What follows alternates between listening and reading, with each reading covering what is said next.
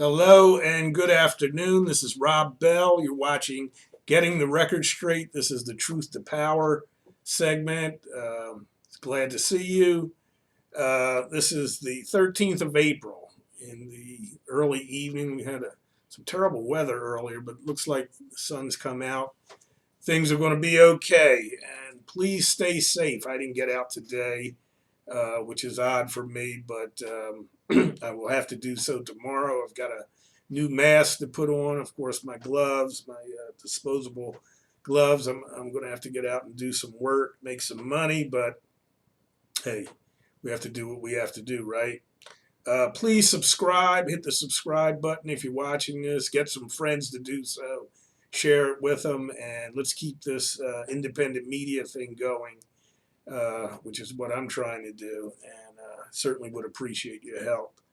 Last video, I was kind of not emotional, but serious, let's say, which I always am. But with Bernie Sanders leaving the race for the Democratic candidacy, or ending his candidacy rather, that was kind of disheartening to hear, and much of what I said, I've had some people respond and said that, it was a lot of hyperbole, but, I don't believe that.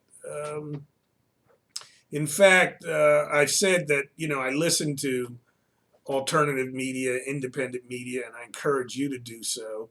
I think it's really, really important with the way that mainstream media, with its, 6 companies, I think, own everything.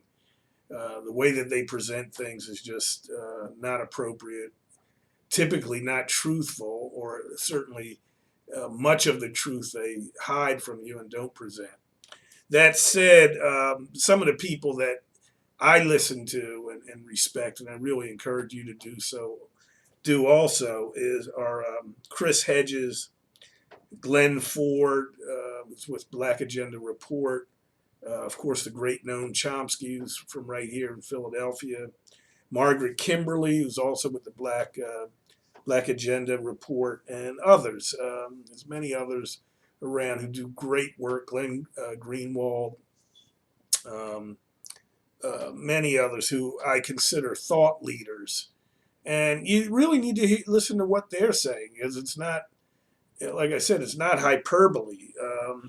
These are thought leaders, and they're the ones who have oftentimes, over the past couple of months, if not longer, said that government is totally dysfunctional, and that's quite obvious with this virus situation. In fact, Chris Hedges, who is again one of the really great voices and leading voices, I think, in terms of leftists and progressive,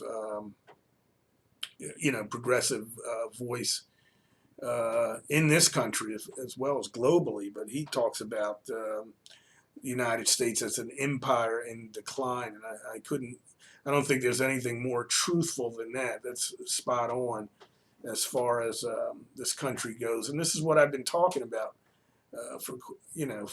as I've been doing these videos, that particularly when you venture outside the borders of the United States and look globally, if there's anything that's an indication of how clearly mad the people who run this country, and in fact this country is, it's our dealings with the outside world and international relations. What we're doing in the midst of a virus, of a pandemic, is just appalling. And of course, Trump is the most obvious, is the center of vitriol, and the most obvious target for, our disdain and criticism, and as well he should be. There's no question about that. But, to me, the example of just how bad we've gotten as a country really is in this in the international arena, because that's where both Republicans and Democrats seem to agree on starving people, oppressing people, killing people, whether it's Venezuela, whether it's Libya, Iran. It doesn't matter. They all seem to be on the same page with that. Um, and so it's really no surprise, I think, that when you look at what we do overseas and then bring it back home, the actions that were taken supposedly to combat this virus and the economic situation, that we have such a terrible time. And in fact, I call it cannibalism. We're consuming ourselves as a nation, and there's indications of that everywhere. Just to catch up a little bit on what's going on with how we're supposedly responding to this situation. Of course, we don't know what the heck is going on with President Trump, Frump, or whatever you want to call him. His response and his action plan, if there is one, is so disjointed and so disorganized that you really can't even describe it as a plan. Um, but in terms of the economic stimulus, you see that everything has been, or the resources that have been provided for the major corporations and huge banks has just been something that it's no problem. It's, first of all, it's 10 times as much money. I've heard numbers in as much as $4.5 trillion will be made available to hedge funds and investment banks, bankers, and very large corporations, some of which don't even need the money. Have said they're not really interested in it. And but in order for a small business, I think it's 300 billion that's been made available to them.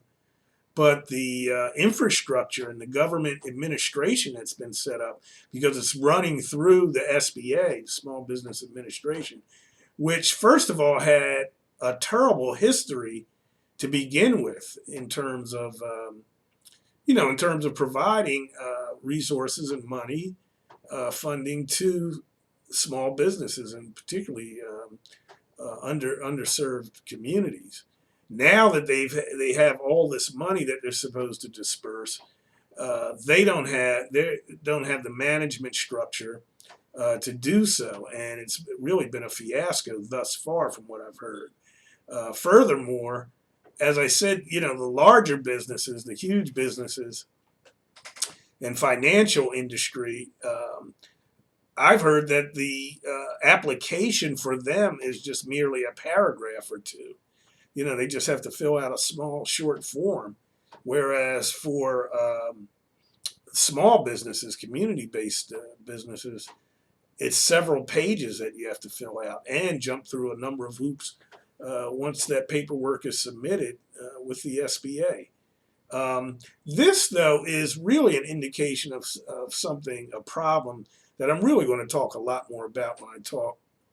I'm going to do some videos on, first of all, the black political situation and local politics, because the fact that in many of our cities, and Philadelphia is a perfect example, we still have the same problems from 40, 50 years ago.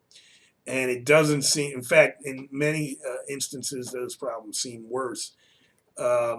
This can be tracked back to this problem of administration and management efficacy.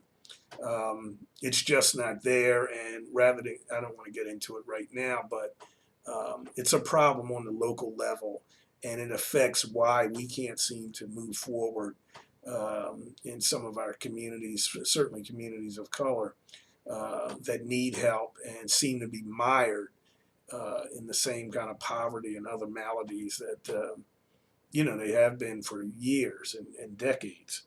But at any rate, the SBA has not been able to perform as of yet as it should. And but of course, like I said, the major corporations, large corporations and banks, they're getting their money and getting it fast.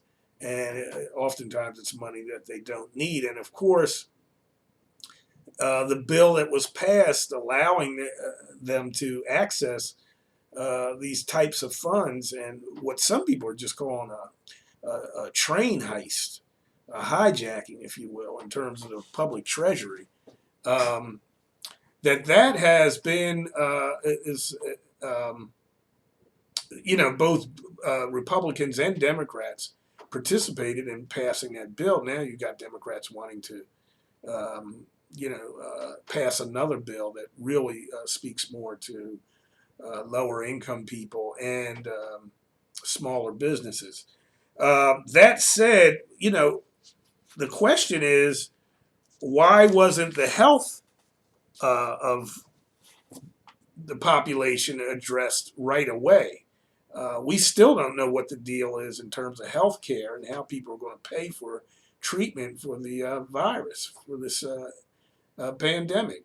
And we had Hillary Clinton talking about that we should have had the ACA exchanges opened up so people could buy insurance. But when you're laid off and out of a job, how are you going to buy insurance? And uh, again, with Trump, we still don't know what the deal is with him and what the administration is going to do in terms of providing health care. But you've got a dysfunctional administration and you've got a dysfunctional country.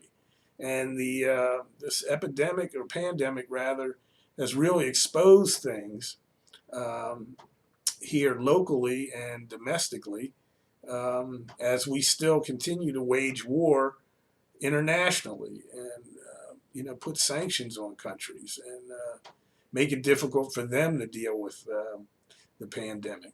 On that note, I'm going to close up. This has been Getting the Record Straight, and I'm Rob Bell. Please subscribe. Thank you.